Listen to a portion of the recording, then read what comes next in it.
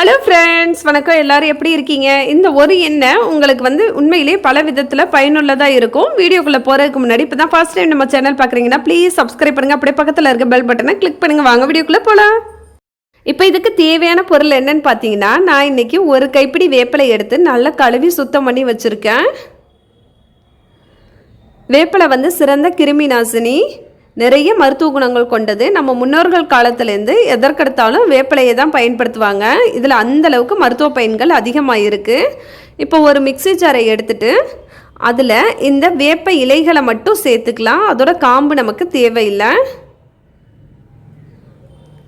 இப்போ இதை தண்ணி எதுவும் சேர்க்காம அப்படியே சும்மா பல்ஸில் வச்சு ஒரு அரைச்சி எடுத்துக்கலாம். இங்கே பாருங்கள், ஒரு சுற்றி எடுத்தாச்சு. நாம் தண்ணி எதுவும் சேர்க்கல. இப்போ இதில் நான் ஒரு 100 மில்லி அளவுக்கு தேங்காய் எண்ணெய் சேர்த்துக்கிறேன். எக்காரணத்தை கொண்டும் நாம் தண்ணி சேர்த்துடக்கூடாது. இப்போ இந்த தேங்காய் எண்ணெயை ஊற்றி வேப்பிலையை நல்லா நைஸாக அரைச்சி எடுத்துக்கலாம். இப்போ நல்லா நைஸாக அரைச்சி எடுத்தாச்சு. பாருங்கள், இப்போ நான் ஒரு இரும்பு கடாய் எடுத்து அதில் நாம் அரைச்சி வச்சுருக்கிற அந்த கலவையை சேர்த்துக்கிறேன். உங்ககிட்ட இரும்பு கடாய் இல்லைன்னா பரவாயில்லை, சாதாரணமாக நீங்கள் என்ன பயன்படுத்துவீங்களோ அதையே எடுத்துக்கலாம். முடிஞ்ச வரைக்கும் இரும்பு கடாய் பயன்படுத்தினா ரொம்பவே நல்லது. அதனால தான்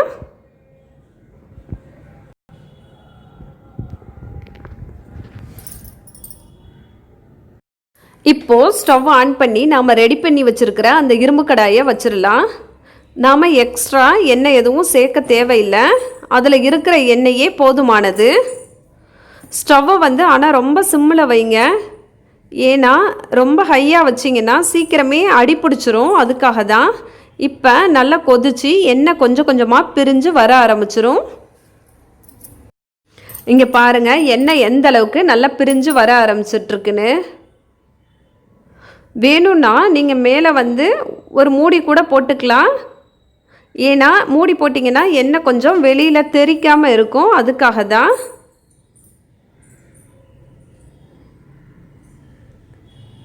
அடி பிடிச்சிடாம இந்த மாதிரி லைட்டாக கிளறி விடுங்க. எண்ணெய் காய்ச்சும் போது எப்போவுமே பக்குவம் ரொம்பவே முக்கியம். இங்கே பாருங்கள், ஃபஸ்ட்டு கொதிச்சுட்டு இருந்துச்சு. இப்போ அசல் ஸ்டவ் ஆஃப் பண்ண மாதிரியே கிடக்கு பாருங்கள், தண்ணி மாதிரி. இந்த டைமில் உடனே நீங்கள் அடுப்பை ஆஃப் பண்ணிடுங்க. இல்லைன்னா தீஞ்சு போயிடும். தீஞ்சிட்டா எண்ணெய் நல்லா இருக்காது.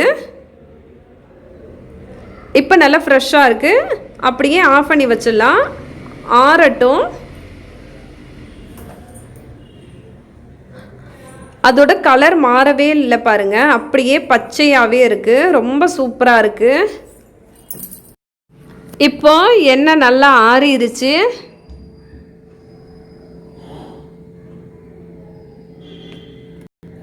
இதை நாம் வடிகட்டி எடுத்துக்கலாம்.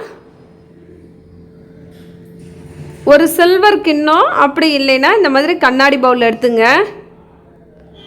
எப்போவுமே சல்லடையை விட இந்த மாதிரி எண்ணெய் வடிகட்டுறதுக்கு வெள்ளை துணி, காட்டன் துணி பயன்படுத்துனீங்கன்னா ரொம்பவே நல்லது.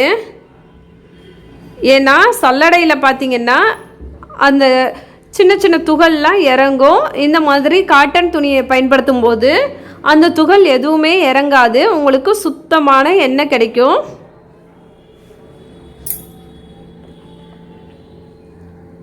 இப்போ நல்லா புழிஞ்சு எடுத்துக்கங்க.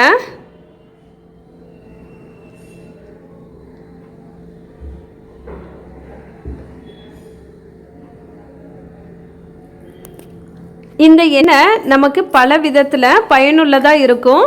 உங்களுக்கு தலையில் பேன், பொடுகு இதெல்லாம் அதிகமாக இருந்துச்சுன்னா நீங்கள் இந்த எண்ணெயை தலையில் நல்லா தேய்ச்சி ஒரு அரை மணி நேரம் ஊற விட்டுட்டு அப்புறமா நீங்கள் ஷாம்பு ஏதாவது போட்டு அலசுனீங்கன்னா கண்டிப்பாக தலையில் இருக்கிற அந்த பேன், பொடுகெல்லாம் கொஞ்சம் கொஞ்சமாக நீங்க ஆரம்பிச்சிடும். அதே மாதிரி நிறைய பேருக்கு அம்மா அந்த தழும்பு, அப்புறமா முகத்தில் பருவு, தழும்பு இதெல்லாம் இருக்கும்.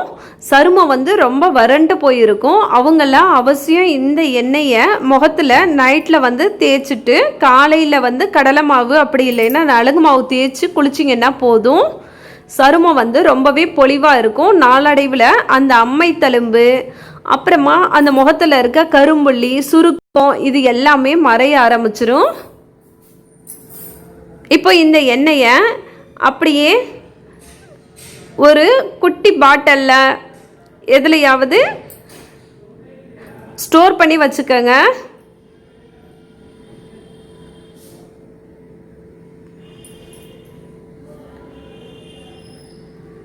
காலில் நிறைய பேருக்கு பித்த வெடிப்பெல்லாம் இருக்கும். அதுக்கு இந்த எண்ணெயை பயன்படுத்தும் போது கண்டிப்பாக ரொம்ப நல்ல ரிசல்ட் கிடைக்கும். அதே மாதிரி நிறைய பேருக்கு கைகளில் அந்த தேமல், படை, சொறி, சிரங்கு இதெல்லாம் இருக்கிற மாதிரி இருக்கும். அவங்க வந்து அவசியம் இந்த எண்ணெயை தொடர்ந்து பயன்படுத்திட்டு வந்தீங்கன்னா நிச்சயமாக நல்ல பலன் கிடைக்கும்.